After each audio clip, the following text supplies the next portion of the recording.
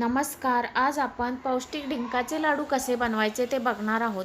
हाडांच्या दुखण्यासाठी, कंबरदुखीसाठी हे अतिशय उपयुक्त असतात आणि थंडीच्या दिवसात खास करून बनवले जातात. इथे आपण बघूया साहित्य काय काय घ्यायचं आहे. इथे मी हे किसलेलं सुक्कं खोबरं घेतलं आहे 200 ग्रॅम, तूप 200 ग्रॅम घेतलं आहे. इथे ही खारीक पावडर आहे, ती मी 100 ग्रॅम घेतली आहे. तुम्ही खारीक आणून त्याची मिक्सरवर पावडर पण करू शकता, बी काढून.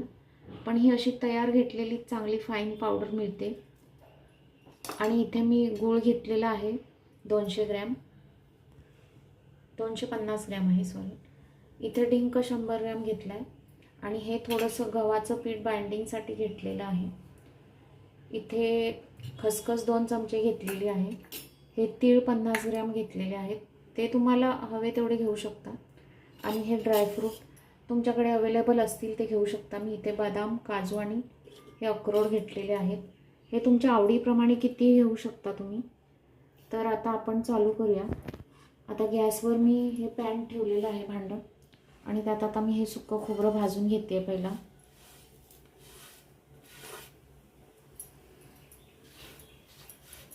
हे छान ब्राऊन रंगावर भाजून घ्यायचं आहे.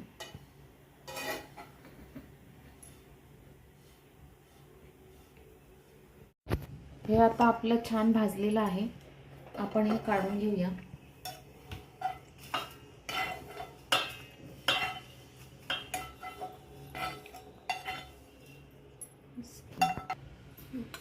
आता आपण ह्याच्यात थोडं तूप टाकून घेऊया 2 चमचे. आणि ह्यात आता आपण ड्रायफ्रूट भाजून घेऊया. ह्याचे मी तुकडे करून घेतले थोडे. ह्यात मी बदाम घातलेले आहेत आता. हे अक्रोड, हे काजू,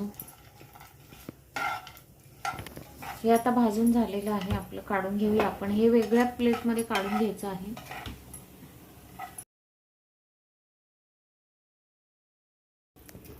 आता मी थोडं तूप टाकून मी गव्हाचं पीठ भाजून घेते. हे आपण बेसन लाडूला भाजतो तसंच भाजायचं आहे.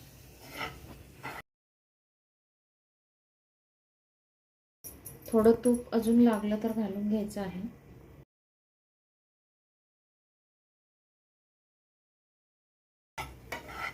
हे आता आपलं झालेलं आहे भाजून. हे काढून घेऊया आपण.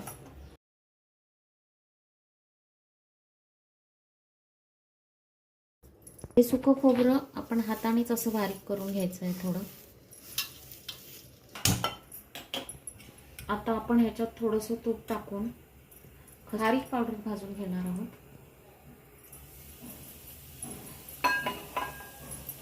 हे बारीक गॅसवरच भाजायची आहे आणि थोडा वेळच भाजायची आहे.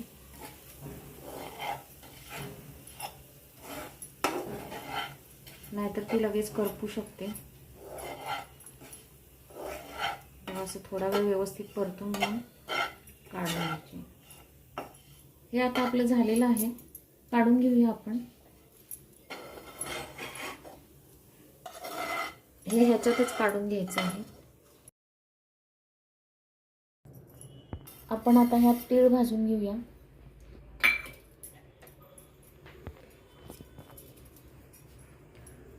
तीळ व खसखस असेच सुके भाजून घ्यायचे आहेत. तीळ काढून घेऊया आपण.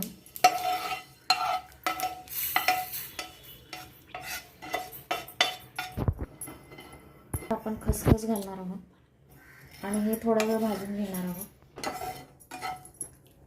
आता आपली खसखस भाजून झालेली आहे. आपण काढून घेतो. आता आपण ह्याच्यात तूप घालून घेऊया 3-4 चमचे. आणि आता आपण ह्याच्यात डिंक तळून घेणार आहोत.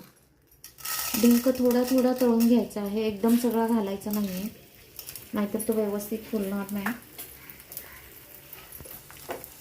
हे बघा असं छान फुलतो डिंक.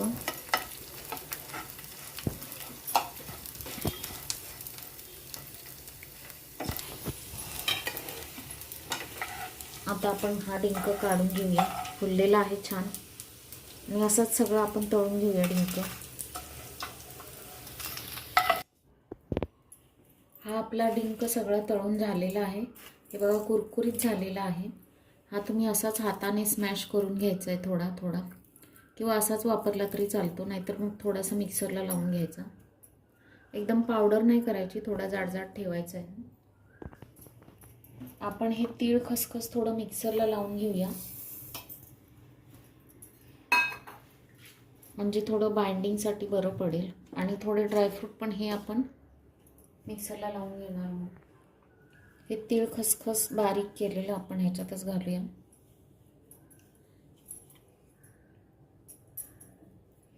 आता हे ड्रायफ्रूट खूप जाड आहेत, त्यामुळे मी थोडेसे बारीक करून घेते. ह्याची जास्त पावडर नाही करायची, हे असे जाडजाडच ठेवायचे आहेत. आता आपण हा डिंक सगळा थोडासा बारीक करून घेणार आहोत. हे आता आपण सगळं मिक्स करून घेतलेलं आहे.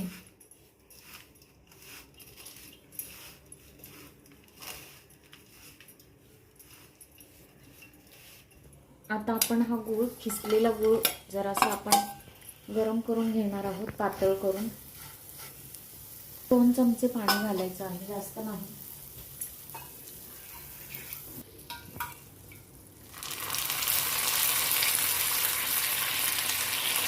आणि फक्त विरघळून घ्यायचा आहे गूळ.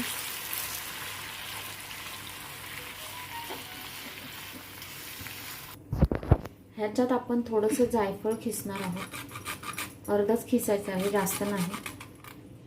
तुम्हाला पाहिजे तर सुंठ पावडर पण टाकू शकता.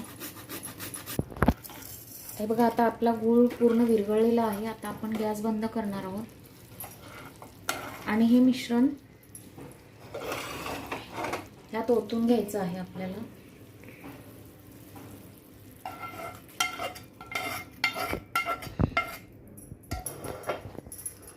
आणि हे व्यवस्थित मिक्स करून घ्यायचं आहे लगेच.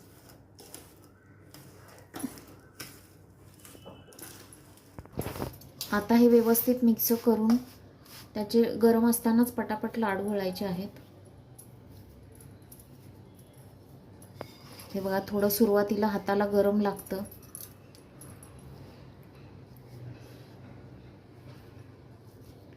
हे बघा, मस्त लाडू येत आहेत. अजिबात कुठे सुटसुटीत झालेलं नाही आहे, व्यवस्थित येत आहेत लाडू.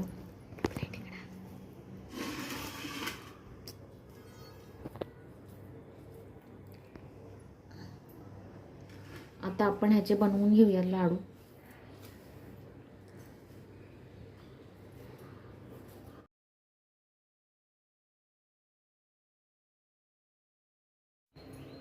आता हे आपले लाडू तयार झालेले आहेत आणि एवढ्या साहित्यात माझे हे 25 लाडू तयार झालेले आहेत. असे खूप पौष्टिक लाडू तुम्ही करून बघा आणि आवडले तर लाईक, शेअर आणि सबस्क्राईब करा.